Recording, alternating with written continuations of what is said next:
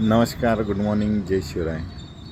दररोज सकाळी जेव्हा मी वॉक करायला येतो तेव्हा वॉक करता करता आमच्या इथलं कर्वेनगरमधलं विटेश्वर मंदिर जे आहे, जे विठ्ठल रुक्मिणीचं आणि शंकराचं मंदिर आहे, तर मी दररोज इथनं बाहेरूनच त्यांना नमस्कार करतो.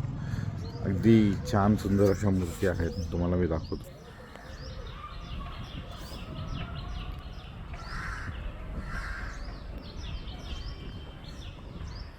मी मी विठ्ठल भक्त आहे. मी माळकरी वारकरी आहे, त्यामुळे मी दररोज देवाला नमस्कार करतो आणि देवाला फक्त प्रार्थना करतो की जगाचं कल्याण व्हावं, लोकांचं कल्याण व्हावं, सगळ्यांचं कल्याण व्हावं. तसेच इथे अजून एक शंकराचं मंदिर आहे. शंकराची पिंड आहे. शंकर महादेव आहे, देवादिदेव मंदिर. तर यांनाही मी नमस्कार करतो. असे मी या दोघांना नमस्कार करतो.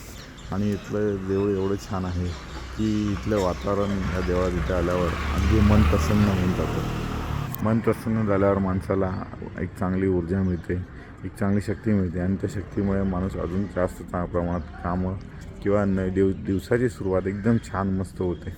थँक्यू. नमस्कार. जय शिवराय. जय हिंद. जय महाराष्ट्र.